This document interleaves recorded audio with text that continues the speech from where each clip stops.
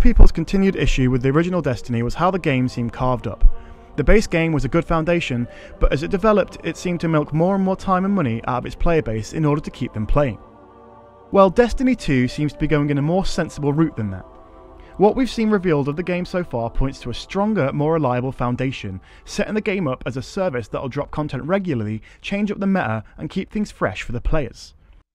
With that in mind, let's take a look at the 7 best changes that are taking place between Destiny and Destiny 2. In vanilla Destiny, the vast majority of the narrative was given to you via collectibles called Grimoire cards. You'd have to go out of the game and read them elsewhere though.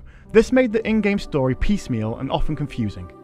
By the time the Taken King expansion came out, Bungie had got back on track, but with Destiny 2 the developer is making another leap to the whole story being told in-game. So there are no more Grimoire cards. Instead, Bungie has put a lot of effort into telling the story of Destiny 2 via the world, via the newly introduced NPCs, via the actual story missions and adventures you'll be taking part on through the base game. This should hopefully make the game more accessible and familiar to players that are used to more conventional first-person shooters. The first thing you notice about Destiny's newly reworked 4v4 multiplayer is the tension. The pure havoc created by the original game's 6v6 modes is missing. Destiny 2's head-to-head is a much more controlled, tactical affair. This move seems to be getting the most hate out of anything Destiny 2 has announced so far, but in our hands-on we found it resulted in a more tense, more relentless game. It's not aimed at people that just want to run rampant and get their kill streak as high as possible. This is aimed at team players that want to work together and get a better chance at loot, and that really is what Destiny has always been about anyway.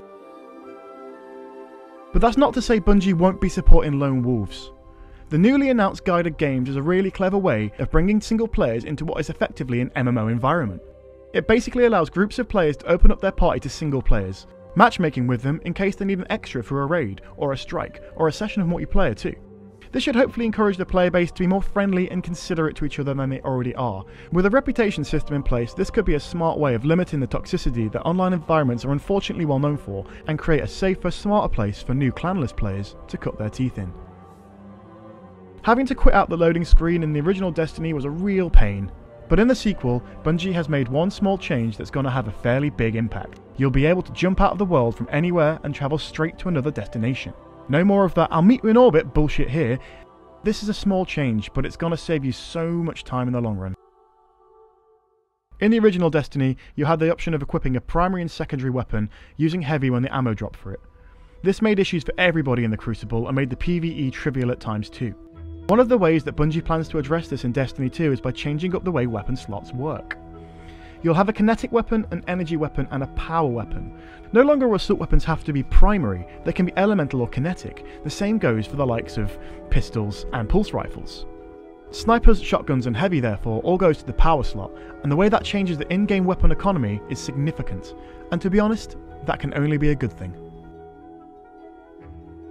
The original 2 subclasses that each of the Warlock, the Hunter, and the Titan had in Destiny had a surprising amount of depth hidden under their hoods.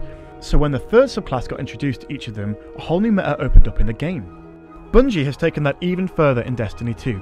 Each subclass now has a secondary ability that you can activate with Circle or B, and that massively plays into what that class is now capable of. It lets Warlocks heal nearby teammates or buff their weapons, without the need for a super. It binds the Hunter's dodge to a specific area of its class and rewards you for skillful use. It lets the Titan deploy barriers wherever the hell it wants, something that fits into the Titan mentality wonderfully. And that's only in the subclasses that we know about so far. Who knows what more complex things could happen when we're introduced to more powers. This rejig of the classes is another waypoint Bungie has made on its journey of characterising them and giving them all their specific personality, just like you'd find in a fully fledged MMO. There are a lot of significant, interesting changes already afoot in Destiny 2, and we've only scratched the surface so far. And we look forward to seeing where these changes lead when the game launches on September 8th.